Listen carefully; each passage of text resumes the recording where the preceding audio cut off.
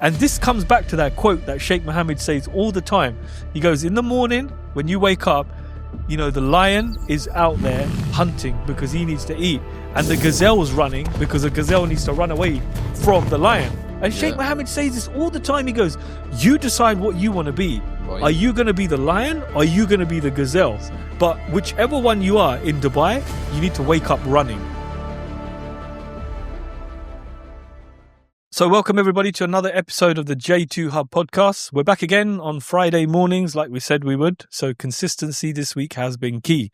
So look, this week I'm joined by my sidekick who's always here. I can't get rid of him. And we do have a special guest who's also a team member on this side called Lena, who we'll come to shortly. But yeah, I wanted to kick off. Literally, first of all, I think a good topic to talk about for many people coming over to Dubai right now are new brokers that are coming to the market. So we're joined by Lena, who actually works with the Viransant team. And I wanted to kick off, first of all, by asking her what her experience has been of Dubai. Now, when I say experience of Dubai, I'll let her tell you where she's from or what country she's come over from. And I want to ask you, first of all, Lena, what was your knowing or understanding of Dubai before you got here to how it was when you got here? No, I don't think you want to know that. No, I do. Oh, gosh. And the reason why I'm asking this is because a lot of people watching kind of know Dubai, but you don't realize that there's a lot of people in the world that don't actually know Dubai or don't actually know what it's about or how it's formed or the rules, the regs. So I want you to talk a little bit about what you knew about Dubai before you got here in compared to what it was when you got here. Oh, man. All right. Well, before I arrived, I was very naive, I'll be honest. Okay. So I knew it was like a wealthy country and a wealthy city, the whole thing, right? But then when I realized I had to come over here and possibly move over here, I basically thought it was like really strict. Like you had to cover up as much as possible or you're going to be sent to jail. You couldn't show the shoulders. You couldn't do anything. So when I was on the plane coming here, I literally was having a mini anxiety attack because I was so scared. I was like, I'm going to be sent to jail. I'm showing my tattoo. Like that's really how I felt before I came here. So, but now Google was wrong. Google. Because I literally Googled before I came here, sure. How do I dress? Do I need to cover up? What's the laws? And they seem so strict. Now, no, it's much more laid back. Like they still are strict, more for like, they understand that there's so many people around the world coming and visiting. So they're not as strict as I thought. But now it's more laid back than I thought. Overall. The thing I want to add here is not that they're strict. They respect everyone. Yes. Whatever they want to follow, they want to wear hijab, they want to be free, they respect everyone. And this is what, from especially the country you are, when you search from that IP address, that location, whatever you search about Middle East, UAE, Dubai, Saudi, and all these things, it's like red flag, red flag, red flag. You haven't even told us where you're from, by the way. Oh, yeah. I'm from America. Okay. If you hadn't already guessed, yeah. From California, Southern California specifically. But yeah, my friends were scared. My family, everyone was like, oh my gosh, make sure you cover your legs. Like, make sure you don't look people in the eye. And I was just so scared. So yeah, I literally had a full-blown panic attack right before I landed. Do you think that Google in the US is censoring stuff or they're presenting it in a certain way? Now, yeah. Because it was such a lie. Like, if you Google it in America, it will say all these laws that it's highly illegal. My now husband, at the time he was my fiance, he had to send me videos of Dubai Marina and what people were wearing because I was so scared. I was like, I'm not going out there. Like, they're going to put me in a jail. Like, I'm a free spirit. So, yeah.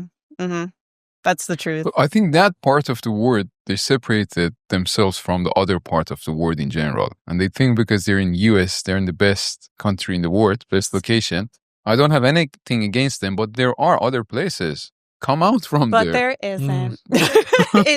I'm kidding.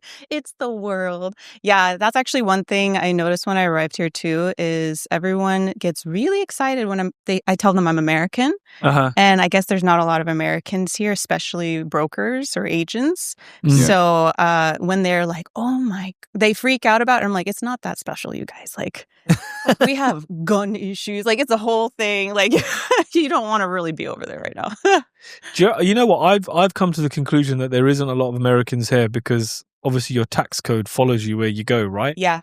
So I've come to the conclusion that maybe the Americans are thinking it doesn't actually work out for me to be here in Dubai if my tax code is just following me about, because it doesn't actually become a tax benefit. It becomes a lifestyle benefit over them saving money or whatever it might be. I don't really know, because I talked to my mom about it a little bit, and I guess I'm considered my own business being in this company. So she was like, yes, you still have to pay taxes off this, but you can also write it off since it's technically your own business. Sure. So that's kind of the only benefit I think I have. So that means like the phone that I pay for, or you guys pay, sorry. So, but like the car rentals or the unit that, or the hotel or something like that, I guess I can have it written off. But your mom sounds like a creative accountant. Yeah, she's not, but she's totally qualified with all these answers. Oh, wow. So what's been your experience since you got here then? Obviously from seeing what you saw to when you landed, was it like a big deep breath where you were like, ooh, actually this place isn't too bad? Yes, and the first thing I noticed was the kindness of the people here. Because I've been to a couple other countries in the Middle East, and when you arrive in the airport, everyone's grumpy. Yeah. And I noticed, or same with like the taxi drivers, especially in the middle of the night. And I just noticed there was a lot of kindness here. And then it continued as the days went on. And I was like, why are you guys nice to me? I'm not used to that. So then I noticed that, and the safety, especially. Yeah, that was a huge one, that I felt comfortable to walk at night. Yeah. And I even had my my earpods in, and I was like, oh my gosh, I forgot, I can be safe here. So that's funny you mentioned. I had another client, they came from LA, the same. And they were mentioning the same thing, that the way people like respond to you, the way people behave with you, they're so too kind. Yeah. And it's not only about the local people, it's everyone who is living in Dubai. Yeah. And they were also mentioning about the safety, which was the same thing. And the other thing they've mentioned, that they came from US, they were like, why people are dressed so smart here? Because we're all trying to get money. No, I was like, well, it's everywhere. It's not only here. No, in US it's not the same. It's not. Yeah, that's true. I feel like, especially in Southern California, we have like, the booty shorts and the tank tops. We're not as conservative, but here everyone kind of is way more conservative, and it's a little more respectful. I kind of appreciate that, So yeah, I feel like that is a little bit dressed and smart. It's odd, isn't it, that people think that people are just being nice to you, because you kind of think that, hold on, did you come from a place where everybody was so horrible to you that now you're in Dubai, suddenly everybody's so nice to you? What was it like in the US? Was it like people wouldn't smile at you, or when you're walking down the street, you couldn't say, hey, how you doing? Or taxi drivers were just moany?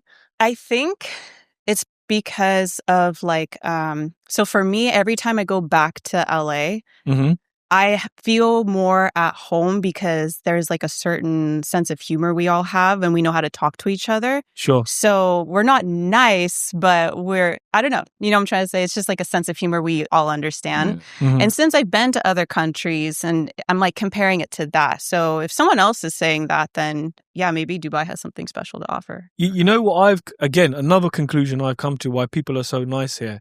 So here in Dubai, what I love about Dubai is how the visa system works. Yeah. So your job is connected to a visa, right? So if you're working for an organization, chances are that they've got the visa for you. Now, if you don't have a visa in this country, it's on your bike, get out of the country or go and get another job and get another visa. So I think when people are coming in from countries like the Philippines or from India, from Europe, and they're working for an organization and the organization has sponsored their visa, it becomes very crucial for these guys to offer such a high level of service to maintain that visa, because it's almost like, I hate to say it, but your employer has you by your balls, it is or your cronies, or whatever they're called, whatever you want to call them. And if you mess up, they're just going to give them a bit of a squeeze, first of all. And if that doesn't work, they're just going to cut them off completely and take your visa. Yeah. You know, so I think people are so inclined, even like when you go to a hotel and you go into a washroom, hi, sir, towel, sir, soap, sir. And you're like, okay, you get this in high-end hotels, but these guys are not expecting anything back. It's like, let me be the best of the best, even if I'm the guy in the toilet changing the toilet paper, you know? And I'm always so nice to everybody. And I think to myself that, look, it just goes to show that the country's attracting people. When the people are here, they've got rules that people respect. Yes. And Dubai has positioned itself as the best place to be in the world. And the people that come here want to be the best people as well. Exactly. And the thing is that people are like, no, but some of the things they do here, the law, the labor, it's not good. I was like, look, Dubai is not forcing anyone to stay here. Exactly. If they want, it's a visa. It's 2 years, 3 years, 5 years. They're not paying any taxes. There's no individual tax. Corporates are paying. We are paying VAT, but there's no individual tax. And Dubai is not forcing them to stay here. They want to be here because there's nowhere else. You know, I love what Sheikh Mohammed's done. So he's basically just said, look, if you don't have a job, you're not staying. And we're not giving you any welfare and we're not giving you any medical, which is great because if they started to do what they do in European countries or say the UK, where somebody can be unemployed and they can go and get benefits, they've still got health insurance. And sometimes the benefits can add up to being more than what they'd earn on a job. If they played the system correctly, they can be given a home. So in the UK, people are thinking to themselves, why the fuck do I even need to work if I can go and get state benefits? My healthcare is covered. I've got food vouchers. I've got a house. Why do I need to even work? Whereas here, comparable people are like, oh shit, I got to get out and hustle every single day. And this comes back to that quote that Sheikh Mohammed says all the time. He goes, in the morning, when you wake up, you know, the lion is out there hunting because he needs to eat. And the gazelle's running because a gazelle needs to run away from the lion. And Sheikh Mohammed says this all the time. He goes, you decide what you want to be. Lion. Are you going to be the lion or are you going to be the gazelle? But whichever one you are in Dubai, you need to wake up running. And now you think back to how he's related that to the way he's put systems in place and what he's done. It all stems from that vision, you know. And the more I listen to this guy, I think to myself, damn, man, Sheikh Mohammed is a genius. No, you know, he he is an really. absolute genius. And I think to myself, wow, like, how did he even come up with this? And why are other people not looking at Sheikh Mohammed's vision and thinking, my country is fucked? Why don't I just ask Sheikh Mohammed for 1 hour of his time on a Zoom call? I'm sure he probably doesn't do Zoom calls, but why don't I just ask him for some time or some advice and say, look, Sheikh, obviously you wouldn't call him Sheikh Mohammed, look, my place is messed up, man. Everything's fucked in my country. Can you help me? Rather than just going round and round and round in circles, why don't you just go to the guy, like imitate the best Just or learn ask. from the best? Ask for advice. Exactly. You know? But the thing is, we all need to understand this is not 1 year, 2 year, 10 years. The vision came from Sheikh Rashid. Yeah. He had the vision and Sheikh Mohammed built it. Yeah. It was 40 years plan. So all these countries you're seeing now growing up, you see in the ads, media, I don't want to mention any name, that they're changing the laws, they're becoming the best country. It will take another 40 years for them to reach here. Yeah, of course. And in that 40 years, Dubai will not stop. Dubai will grow more. So it was all planned. And we have a plan until 2040. We have a plan until 2070 in this country, which we're seeing that they're doing it already. Yeah. So it will take time. It will take time for the other countries to reach where Dubai is right now. Yeah. Yeah. You know, if I ever met him, I just want to shake his hand and say thank you. I say that to my husband all the time. You know, that is literally, if somebody said to me, what is one thing you'd like to say to Sheikh Mohammed? I'd just like to say, Sheikh Mohammed, thank you so much. You know, because you have allowed me to have a better life in this country. You've allowed me to grow. You've allowed my family to grow.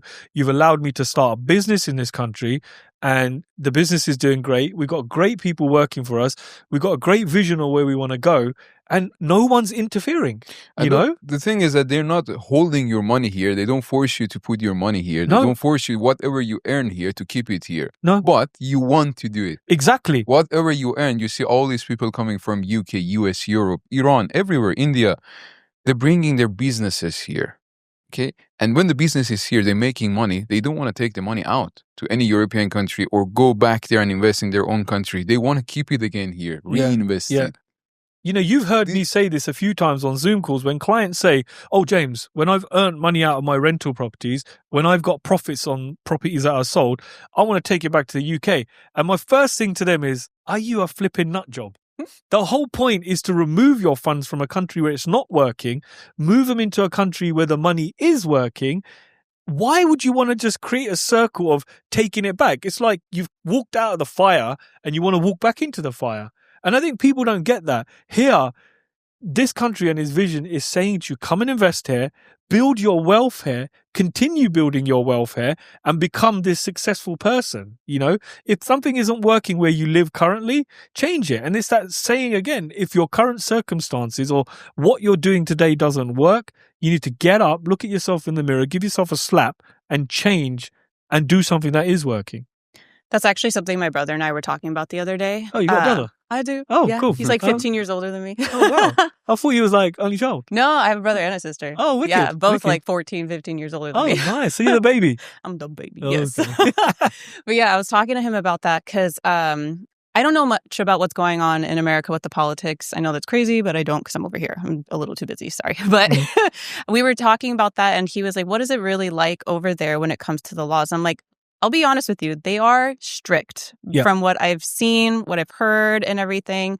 But this is how I see it. Like in America, they tend to like take free range. There's a lot of like, I don't know, like criminal activity, basically. If you do any sort of criminal activity or anything at all here, you're going to get like slapped. And I feel like there's such a respect for the law here because we're getting safety, we're getting opportunity back. And if you look at it in America, just looking at the taxes that we pay, we're not getting just the basics like that. Yeah. And we were talking about that. He's like, you're not wrong. I'm like, yes. So personally, I would rather be in a country that's a little more strict with a little more, laws that I'm not quite used to, but at least I'm getting opportunity to grow with my family or as a business and safety on top of it as a girl, because there's so many.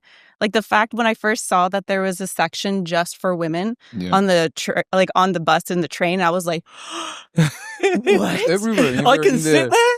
I felt even like a government queen. offices, there is separate queues. Yes. And that was the craziest thing. I'm like, we don't have that. We don't have that. Yeah, So it's like, to me, so as a citizen of America, I'm putting my money into something that's really not giving me such a great return. Here, there's no taxes. I'm sitting here, have the opportunity to work, and I get protection, opportunity, and probably so much more, honestly. Oh, I love that. And I love respect. that. The respect you get for women here in this country is different. Look, I know Europe, US, all these countries, they're talking about women rights, but they're just talking. They are just talking. In action, nothing is The happening. thing is, they're talking about women's rights, but here you don't need women's rights because women have rights. Rights. You know? There is no more. organization here saying, oh, we need women's rights, Women's Day and all of that. But people have this misconception. They think, oh, when you move to Dubai, you're a woman, you have to walk behind your husband, you have to be covered, you're on a dog lead, whatever. Yeah, but it's not like that, right? No. And you've just hit the nail on the head being a young lady here yourself. You said you feel safe. You know, the law, people respect the law. And I'm almost certain that you could be out at 3:00 in the morning, walking the streets on your own, and you will not be in fear of your safety. It depends on the area, because there was one time when a guy, he just arrived, he was from India, and he was begging me for money, and he continued. And so I was uncomfortable. I went back home, and my husband was literally like, where is he? And so he went, sort him out. Yeah. So I was like, babe, it's fine. He's like, no, where is he? So he goes to the lobby. He's like, what's the number for the police? So he tells him the situation is like, oh yeah, call the police for that. He goes and tries to find the guy because he's dead serious. He's like, he needs to know he's in a totally different country. I don't care if you're new, but like, you don't talk to people like that, especially women. And I was like, dang. Or that one time I had that client that made that comment towards me about my body, you remember? Well, he wasn't from here, so we couldn't report him. But I remember when I told you about it, you were like, oh, if he was actually here, we would have the right to report him for like, what was it? Like harassment? Yeah. In America, we don't have that. Okay, we're harassed like every single day. It is part of the deal, and they don't care. I've worked for so many corporate companies. They really don't care to, like, it just... So yeah, the difference is kind of wild. Yeah. You know what I love here? And I've said this many times before. I've seen it in my own community. I've seen young girls on a Friday night be young girls. Yeah. You know, like they can wear what they want. If they want to wear a dress, they want to wear a skirt, they want to express themselves. I use this example quite a lot. Girls having a milkshake on a Friday night. It's 9:30. I'm driving in. I got a smile on my face thinking, kids can flipping be kids here. Yeah. Without the threat of somebody looking at them thinking, you know, some wrong un. Yeah. You know, I'm sure there's wrong uns, but even the wrong uns know that it's wrong to do what they want to do, or their intentions might be because they're shit scared of the law. And it's just nice to see kids can actually be kids here, because I know in the UK, you know, unfortunately I don't have a daughter, but if I had a daughter, I'd be shit scared to let her out on her own. Yeah. And my friends talk about this. They say, nah, I'm not letting her go play on the street. Whereas here, your kids can go wherever the hell they want to go, and you know they're safe. You know, nothing gonna happen. Yeah, exactly. And as a parent, and you know, as you guys, you're not parents yet, but raising kids here in this country is going to be so good for you, because you're not going to be thinking about all of that shit. You know, you can carry on with your work, you can grow in your life, and you know that the sheikh has put things in place that you said it rightfully. If you fuck about in this country, you are in some shit, and I don't care who you are. And let's use Mr. Sani as an example, right? From, what's the company? The building that they were building. This, I don't know what the company's called, but it's been all over the news recently. Yeah. What do they call him? Abu something? Abu Salah. Abu Salah. But his name's Balwinder Singh Sani, yeah? So he's an Indian. He's from my community. And I used to hugely respect this guy. You know, I used to see him in the lift, catch a conversation with him. How you doing? How are you? And respect what he's done and what he's built. And you just think, even he wasn't safe, and he's connected, you know, multi-millionaire. He fucked about money laundering or whatever it was. I don't know the ins and outs, but I read this and I was shocked. I thought, really, this guy is connected. Like, he knows people in the government, and even the government are like, hell no, you committed a crime, 5 years in prison, 500 million dirham fine. And you know what the worst thing? He can't come back out and carry on your bike back to India or wherever you hold a passport. I'm sure he's got funds all over the world where he's going to be okay. But the fact of the matter is that the country didn't shake it. Well, I'm saying Sheikh Mohammed, but it all comes from him anyway. Mr. Mohammed didn't say, like, go and do your time and come out and carry on. Nah, mate.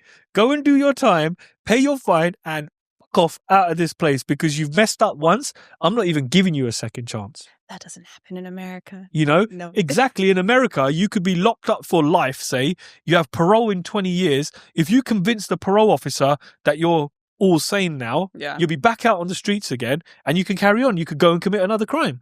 You know, and they say it. Criminals do that. They come out and they'll commit another crime. Whereas here, criminals come out and they're gone. Bye-bye. Back to your country. We don't want you as a problem in here. And that, for me, man, it's just like, number one, if you're ever thinking about pissing around here or doing something stupid, you think, no way. I am not going to do this. You know? Number two, if you think about disrespecting somebody, when you get angry on the roads and somebody cuts you up, you just think, I'm not doing that again. And you learn to bite your bottom lip. If someone pisses you off in driving, you cannot even show finger. I almost did once. I was like, no, I'm not in America. Yeah. Like, I literally was like, oh my gosh. Take a picture. Yes. They can put the You're in huge trouble, right? Yeah. So I think, look, not only is this country great to be in, it actually teaches you some manners. True. And it actually teaches you that tolerance, patience, and it thinks, and road rage. I'm sure road rage exists here, yeah, but like, you get used to it, honestly. I got cut up this morning by a car, and inside me, historically, I would have just, get out, I can punch you in your face, and you get a bat out of the car. I just looked at the guy and I just smiled, and he's just like this, as to say, I'm sorry I cut you up. And it's just like, it was a nice exchange. Like, in a polite, 10 seconds. Yeah, but in a polite way, you've turned around and said, fuck you, arsehole, you cut me up, but you've just gone, and he knew what that meant. He said, I'm sorry. You know? And I think there's so many things here that you don't understand, that it's come from the top and it filters through to so many different things. Look, they need to understand, whoever is coming to Dubai, they need to understand it's not a normal city. It's not, you cannot compare Dubai with anywhere else in the world. It's a corporate. Yeah. And we have a CEO, Sheikh Mohammed. Yeah. If there is any issue, he will overlook, and he will sort it out. At the same time, you should follow whatever he's saying because you're in a corporate. Yeah.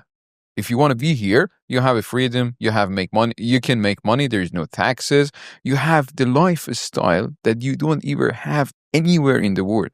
Like the cars people are driving here, I'm sure if you want to drive the same car in UK or US, you have to pay double the price, you have to pay the taxes, and you're not sure if someone's going to steal it from your doorstep or not.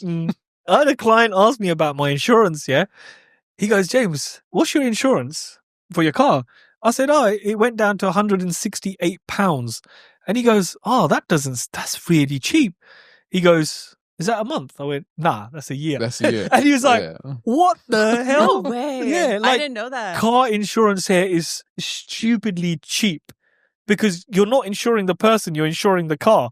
Whereas in other countries, you're insuring the person and the car, and then they look at all the flipping crime rate in the area and the insurance gets bumped up. No, even if you want to do the full insurance, the car and the driver, it will not cost you more than 500, 600 pounds. Exactly. And then fuel. You know, like this guy, he's got a stupidly massive engine in his car. And I say to him, the other day I was teasing him, I said, how many times have you been to the petrol station this week? He goes, just twice. And you're thinking, are you serious? Ben, I went twice this month, like last month. Are you kidding me? But his car's got an engine the size of a flipping aeroplane, right? So he's always in the petrol station, but it doesn't faze you because here you can buy a nice car, you can insure the car, you can put petrol in the car, and it doesn't eat into your money, if you know what I mean. Oh, no. It's here. You can actually enjoy these assets rather than them being liabilities. True, I understand. Look, you spoke about the insurance. I want to go back to you asking about the health insurance. You had experience here. Oh, yeah. I think people always talking about the US that the health insurance is very good. We are covered. Anything happened to us, we are not worried because we can go straight to the hospital. It will cost us even $10,000. It will be paid. So I know you had the experience. So let's talk about that. Break it down for somebody who doesn't understand the US health system. The main thing for them is that when you talk about anyone living in US, the US citizen, they're like, the health insurance is perfect here. No, it's BS. It's pure BS. Let's break it down. Yeah. I'm so salty about it because I had issues with my dad with his insurance last year and then just my own in general.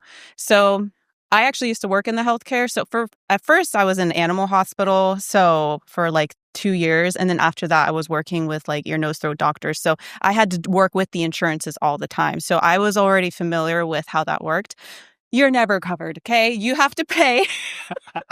They have to still pay $10,000 for those hearing aids somehow. And it's like, it just doesn't matter. But in general, if you have insurance that's from the government, don't even try. You're waiting 4 months to see a doctor. So there's that. And I'm a citizen, okay? I'm a citizen. So that, I understand when it comes to those that are not. But I had that experience. I had the other experience with, actual good insurance. For example, my best friend, she has 2 kids, literally paying the top max insurance. And she still had to pay $700, literally just for some evaluation if her kid had, ADHD or something. Wow, to do the test. How much she's paying monthly for that insurance for her, approximately? I think it's actually through her husband's company. Mm-hmm. I don't know exactly how much, but the fact is you still had to pay $600 for an evaluation that lasted 1 hour. Wow. And I was like, how much was it before? And so from what I understand and what I heard about our insurance, basically there's a certain price the companies will say, hey, this drug costs about $500.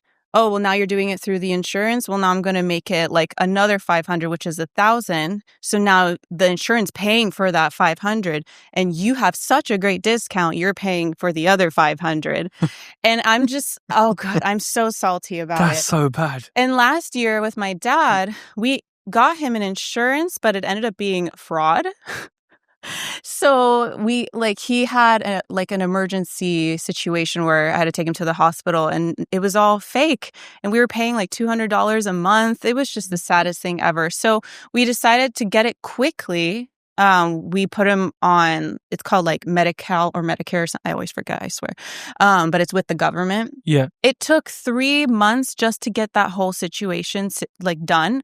And my dad needed like surgery really bad for his prostate. And I was just like constantly Worried. fighting, constantly having issues. And when I was telling my husband this, because he's from Iran, and he even was like, are you kidding me? That won't happen here. Like, I don't think I explained that well. But no, you did. Did I? Okay, because it just was the most frustrating. I want you to compare it with the recent situation you had here. Yeah. Yeah. So, now we heard about the US. Yeah. Let's hear about here. Yeah. So I've been here, I think 6 months officially. And I got sick 3 times. And I was like, dude. So for the past 2.5 weeks, I've been having issues. So I went back to the doctors. And now, if you go to the doctors for like a clinic visit or something, you can take about an hour just to see someone. And again, if you want to make an appointment, it take about 3 months to see someone.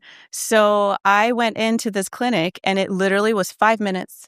She was like, can I have your Emirates ID? I was like, yeah. She's like, okay, go see the doctor. What? So I go and he's like, okay, you have this. I already know. Here's your prescription. And I go down, take care of it. Whatever. The next day, I literally needed to have so I had to have one of my prescriptions changed because it wasn't available. I called them and I was like, oh God, I'm going to go through the runarounds just like in America. Like it's going to take about 3 days just to get my medication changed. They were like, oh, do you want to talk to the doctor? Oh my God. In my 5 years of like medical experience in America, there's no such thing as, do you want to talk to the doctor? No. What we used to do would be like, I'll take all the notes. I'll put in the prescription request for you. That'll take about 5 days. So I was like, I can talk to the doctor? And she's like, yeah. Yeah. And she puts me in right away. Yeah. And he's like, what do you need? And I tell him, he's like, cool, give me 5 minutes. I'll send the prescription via text. Yeah. And he did it. And you know the great thing is you can actually have that sent to your house as well. Like you don't need to go to the hospital. Yeah. I was like, my gosh, do you want to just like come over and do the whole tests on me? Like Jesus. It was I couldn't believe it. And a couple months ago, I got really sick again. And I went to the doctors and I knew it was just a cold, but I was like really struggling. Yeah. They were like, oh, here's a shot that'll make you feel better. Instantly felt better. They were like, here's a couple medications. And I didn't have insurance at this time. There was about 6 medications with the shot, with the blood work, all came to like $200. Wow. That's in America, $200 is just for the visit. Yeah. And you didn't mind paying that, right? Because you got the service. And they did. I didn't have insurance at that time because I was brand new. I wasn't even working for you guys yet, I think. So I had to pay for it. Yeah. But I mean, you didn't mind paying that because you think actually... Yeah, there's a service I'm getting. Yeah. I was so surprised. Like the fact that they even were like, let's do some blood work. Let's get this shot for you so you feel better. Yeah. I mean, I've had a very similar experience when I went in for my back and they did every test. You know, first the doctor examines you, then he does some stretch tests. Then he sent me for an x-ray, still not happy with that. Go and have an MRI, go and have a CT. And if you go into a big hospital, all of this can be done and concluded within a day. Yeah. Which is the most amazing thing about it, you know. I was lucky because I hadn't eaten anything that morning because they wanted you to fast for one of the examinations. But he goes, have you eaten? And I went, no. He goes, okay, well, let's just do it now. You think 90 minutes later, he's got me diagnosed. Everything is as it should be. He's suggesting some physio sessions. 48 hours later, 10 physio sessions have been granted to go and do. And this was all on insurance and the co-payment was 300 dirhams. Wow. And look, you are employed with us. You're working with us. So we're providing the insurance. I want to ask you as well, because you have many UK investors coming and they have their own businesses. Okay. How much do you paying for the insurance? How much do I pay here? Yeah, health insurance. Okay, so here I pay about 15,000 dirhams for me and my 2 sons. 3. It's like how much? £3,000? Yeah. Back in the UK, I had private medical health insurance and I was paying around £300 a month. Similar money. But let me tell you, the service, even with private medical healthcare service in the UK, you still have to wait. Yes. Yeah. It's not like you're going to go straight in. I had to go to either my GP. Now, to try and see your GP, which is a general practitioner, takes bloody ages. They got this odd system in my local surgery where you have to call in at 8 o'clock in the morning. Phones are going off the hook and you're trying to get an appointment. If you call at 10 past 8, all appointments are gone. So even with private medical healthcare, they make you use this system called Babylon Health, where you can book online. Okay. And still, you're not getting an appointment the same day. Then you go in and see this person. Then they're going to say to you, okay, you need your bloods doing. And it's like, okay, if there's an appointment, they might do it in a day or two. Then after that, if you need any follow-up procedure, it still has to be booked and it's time. Whereas here, something goes wrong with you, just walk into a hospital. So the issue you had with your back, if you were in UK, how long it would take to just diagnose that one? It could have been 3 or 4 months before I got an MRI scan. Yeah. Oh, yeah. And then they would have argued that, do you actually need one? Because it costs them money. Oh, so they try not to do it for you. They'll try and do nothing for you if they can. The best part is they'll tell. So for my dad's situation, they're like, oh, he really needs surgery. I'm like, okay, we can do it next week. What? And they're like, no, 3 months. And he really needs And I'm surgery. like, are you serious right now? And then they cancel and switch the date 3 times. And I was like, oh my gosh, what is wrong with this healthcare system? But to be honest, it's really not the workers' fault. It's just the way the system is. They are so understaffed because they're not respected in their field whatsoever. And I don't blame doctors that don't want to help those with the actual insurance that's from the government because they get nothing from it. So, and they have to see so many patients in just 10 or like 30 minutes. They have it scheduled like every 15 minutes. And I'm just like, oh my gosh, like I don't blame them at all. But that just says like something's wrong in America, in my opinion, when there's a country like here that something's working and it's actually possible. So, yeah. Yeah, I wanted to clarify this because the main question we're receiving from everyone around the world, tax, health insurance. Because it's about their health, their family health. And I think we heard enough. No. Now everyone can decide like, okay, they can choose what they want to do. They want to come here. There's everything available. Yeah. There's never a barrier here. There's never like an obstacle that would stop you from moving here. The country's planned it so well with solutions for everything that nothing should stop you from thinking, actually, you know what? If I move to Dubai, this might be an issue. This might be an issue. Nothing. They've got it all covered. Everything. Schooling, healthcare, taxes, everything. It's just the most inviting place to be in the world right now. Lorena, let me ask you one more thing. What were the challenges since you started real estate career with us? Oh, man. The first challenge I went through was actually too many cultural differences. Like there's a lot of them. So sometimes I have like a sense of humor and I can't use that sense of humor on everything. Not everyone will understand, Yeah. So, and then there was other times when like I had a situation where I was trying to be really nice and supportive of an individual and they took it as like I was too much in their business and they got mad. And I remember I was like, oh, I really didn't mean to. Like, I was just trying to be nice. Like, I'm so sorry. And that happened a couple times where I'd get yelled at because of something I was trying to do that was really, truly pure and good intentions. And then because of their particular culture where they're from, they see that as invasive or however else they saw it. So that was my first challenge, was basically knowing when to turn off my charm. And how were they when you explained to them that, look, actually, I'm just trying to be helpful?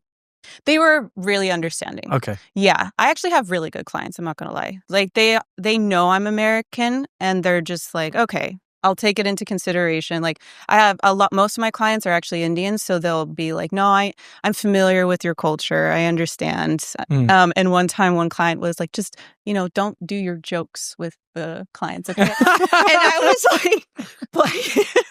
was like, no, but let me, like, it's going to be fun. He's like, no. Just don't. Yeah. Dry sense of humor. Yeah. So first when she came, we were like, whenever she had a client, I was like, where's the client from?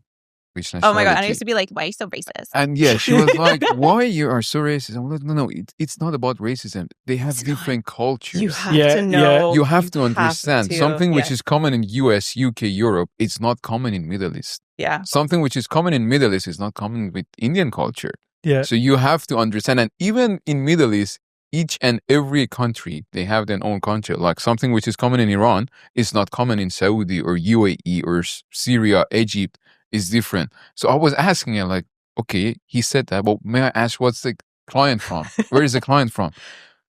She was like this first 2-3 weeks. She was, why are you asking the nationality? They're all the same. Yeah. Like, they're not. Nope, they're different. They are. And actually, it's so frustrating because like in America, they're so like, oh my gosh, you're racist, you're sexist, I'm like, no, you really don't understand. It's nothing. Like even when I say, because I personally love working with Indians very much. They have like the best questions.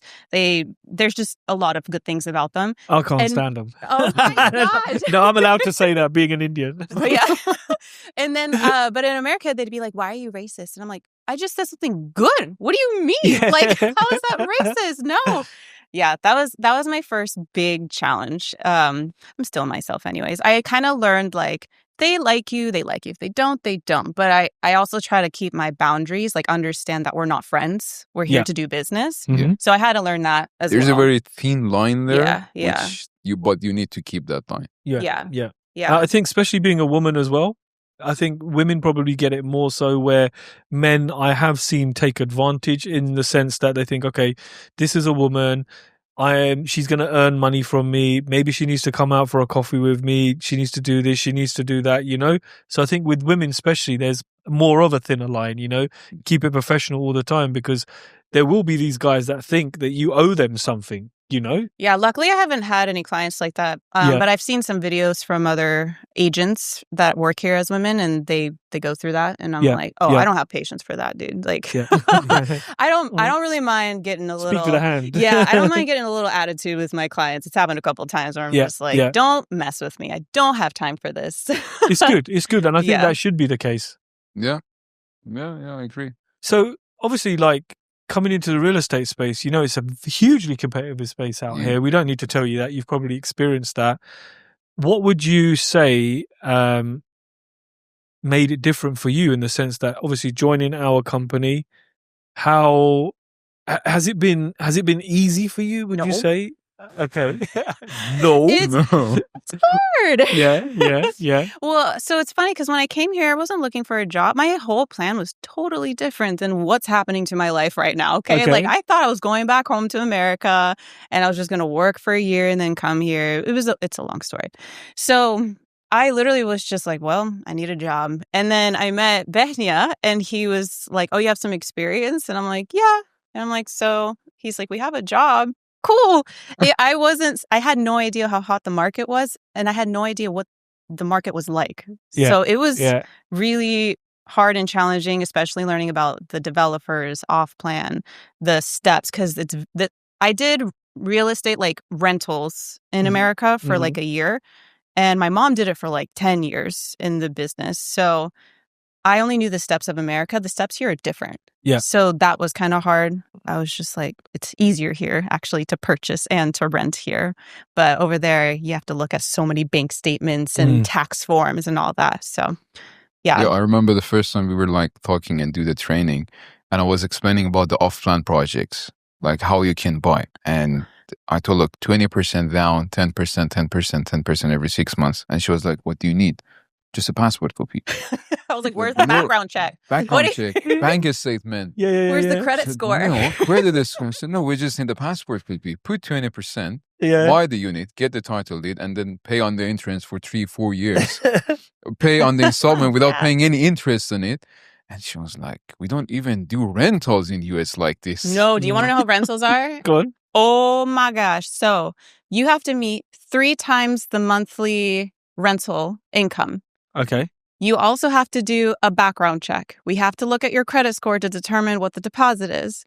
And then they have to look at 3 months worth of bank statements. And then you also have to call the employer to make sure they actually work there. And then you have to go call the original past tenants. So here you got 1 check. There you go. That's it. I was like, what do you mean? Like, I didn't sell like houses in America, but again, I was familiar because of my mom. So she would tell me like the steps and all that. And I was just like, What do you mean? Yeah, so No, but I don't want anyone to think that even it's easier from the mortgage side. Like when Yeah, the you're gonna mortgage do a is similar. mortgage is different. Like Yes, the bank will yes. ask for the statement Yeah, because no, they're no. paying on behalf of you. But here when we buy off plan, under construction, primary, because it still is under the name of the developer. So you're buying it from the developer. But you get the title deed, you can get the visa, you can open a bank account, you own that property, and whatever you make on that property as a profit is yours. I agree with you on the mortgage side where you're saying it gets a bit more difficult, but you've not experienced the mortgages in the UK. Like here, it's very easy to get a mortgage in the sense that the system's so streamlined. In the UK now, especially, they're asking so many stupid questions like you have an underwriter who's looking at your case when it gets submitted, right?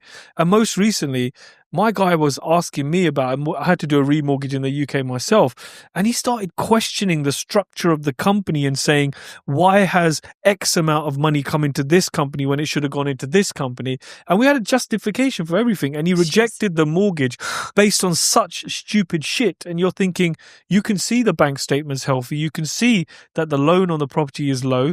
This really isn't a risk to you. In fact, you should be saying, thank you, Mr. Client. This is a really good one for us. You know, I'm so glad we're giving you a mortgage because you're at more risk than we are.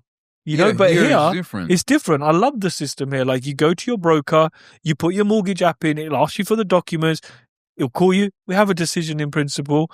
Yep, all's good. Let's get this sorted. When are you ready? Let's draw down, job done, bang. Yeah, but like don't forget that they check that I know, you have it. Because before, people are concerned that, okay, if they give mortgage so easily, then the crash might happen again. Yeah. No, it's not the same as 2008, 2014.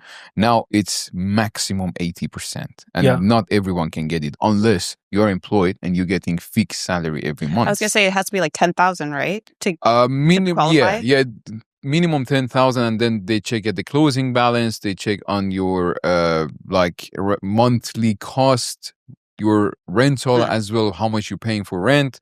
They check everything, then they will approve. But we don't have those stupid questions. If you have 2 million sitting in the account, in a company account, they're not going to ask why it didn't go to the saving space. It came to the current account. It didn't go to the saving account.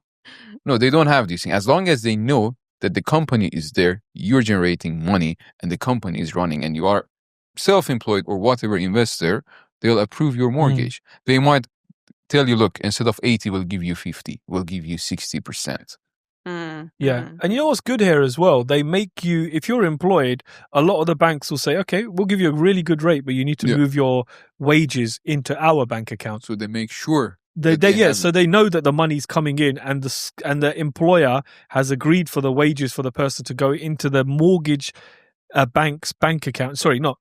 You have to open an account with the bank. That's here. Where your mortgage is with. A lot of them will make you move your bank account to the mortgage bank. So what that means is they know that actually every month the wages is coming in. So we know we're getting our money. So it's a nice way of doing it. And they give you a little incentive. They'll give you a little lower rate for it, which is all really, really good. And I like what they're doing here.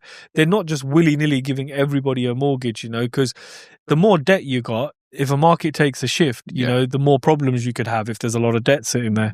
So but they make sure that all the documents are in place and the property is on the actual value, is not overvalued. That's why they're using a third-party valuation company. They're not coming directly from the bank. So these are the things that they changed since 2008, 2009. And you know what? I think a lot of UK clients are quite naive to this, that somebody living in the UK can actually get a mortgage here. And I say to my clients, I say, when you're buying something off plan from us and it's a 50-50 payment plan, you can actually mortgage the last 50%. And you're in the UK, you don't necessarily need your Emirates ID. It can all be done as an expat mortgage. You'll get a really, really good rate. You know, it's a slightly higher rate than everybody will get here. But people need to think about this. If you're looking at an investment of £350,000 here in Dubai, you actually only need to have half of that if the payment plan allows you a 50% mortgage at the end, because you can mortgage that. And then suddenly people start thinking, okay, now that is a little bit more in my reach than it was before, because I only need half the money. And it's not as if you need all the money up front. You can start with $10,000, $20,000, and then payments will start to fall at certain points. So not only are mortgages good here, payment plans in conjunction with a mortgage can really make it viable for people to get into this market. Because I say to clients now, Dubai is not cheap. You know, you need £350,000, which is what, $400,000. You need around that kind of money now to be getting into anything good.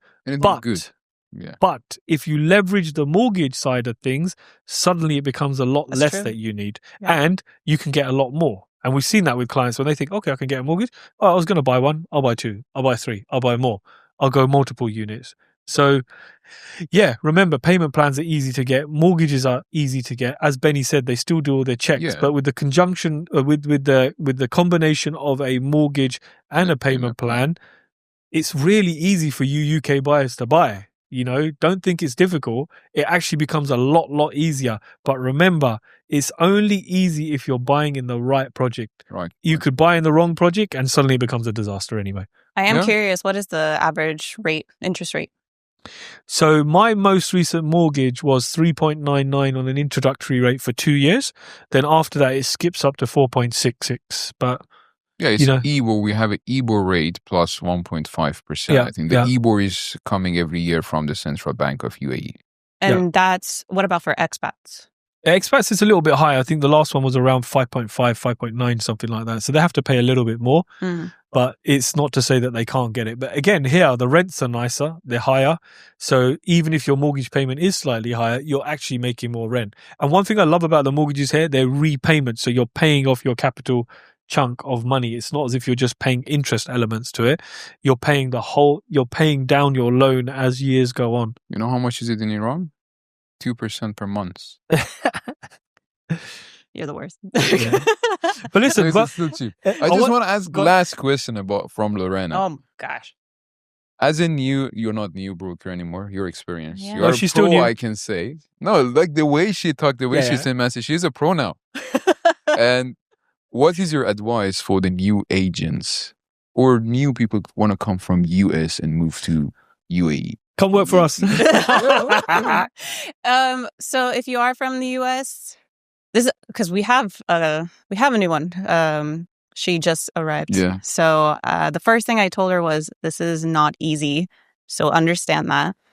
It's going to be tough. You're going to not only deal with trying to learn how the systems are here, you're also going to have a lot of cultural shifts and how they work and deal in business. So you have to have a really open mind and you cannot take anything personally.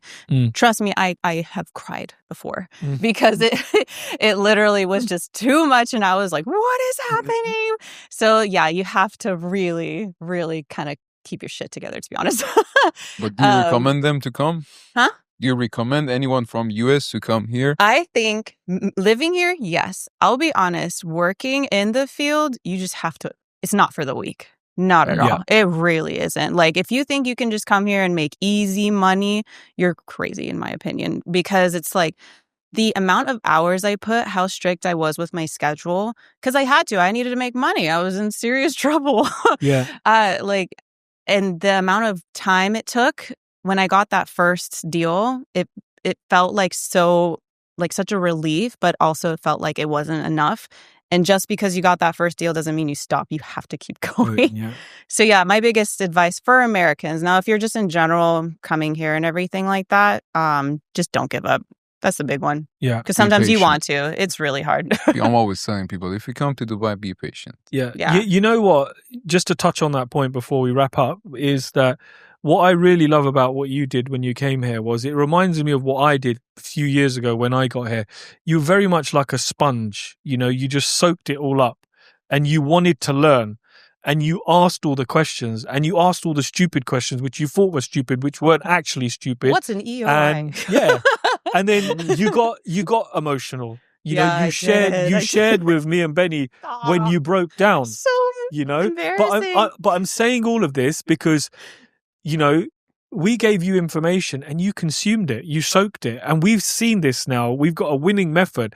Everybody who's just followed what we've said has gone on and done really, really well. Yeah. Then there's people in the team that will listen, but they won't take action. Yeah. You know, and I think the thing with you was if we said to you, Lorena, I think you should do this, 5 minutes later, you've done it. 5 minutes later, you've done this, you've done this, you've done this. When we did some training on putting a schedule together, you put a personal life schedule together. I still remember when you messaged me, you said, oh man, I'm having this hard time. My day's not structured, all of this. We helped you structure your day. You structured your day and you got good. Even when you were ill, you were still closing deals. So I think in this field, you really need to listen to somebody, because me and Benny did it. We were fortunate enough to be trained by Dr. Anand, and, he's now a personal friend, and he's actually going to be on the podcast at some point. And we learned so much from him that it still sticks today.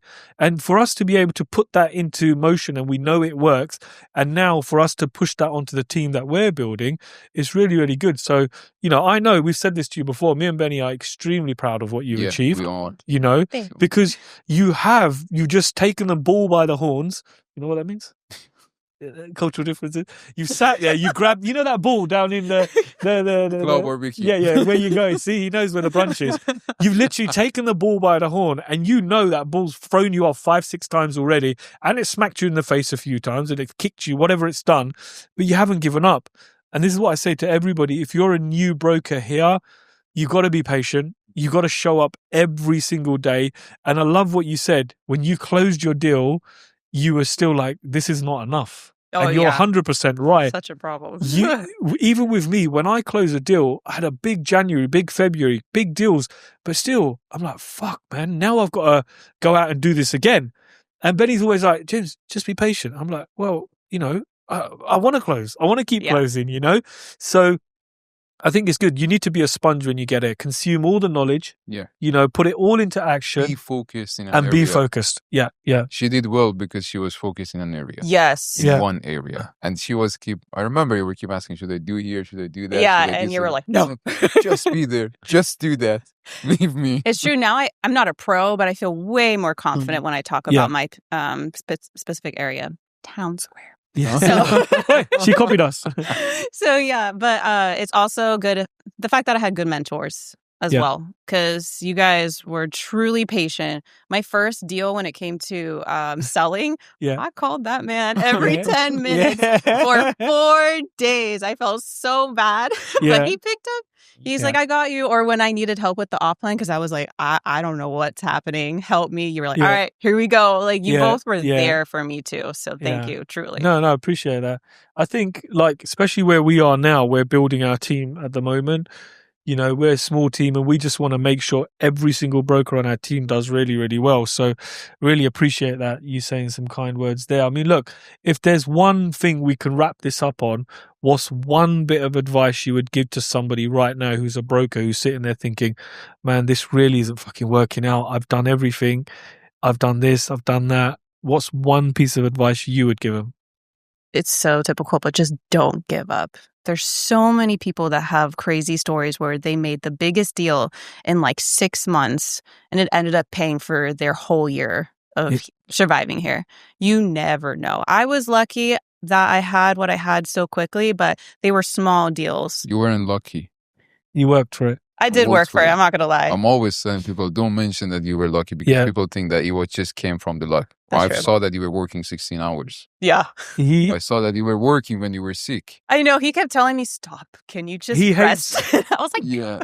Benny hates that word luck, because I say to him sometimes, really? I go, sorry. Benny, maybe I got lucky with this. He's like, no, you didn't get lucky with it. You worked for it. Look, there is a luck. I believe in luck, but 10%, 15%, max 20%. You never get lucky to close a deal. It's all coming because of your hard work. Yeah. That's true. And I keep telling him, you've been in real estate for 20 years. People know you. Now you think you're lucky, but you worked for it. That's true. That's you true. You forget on all the work that you put in.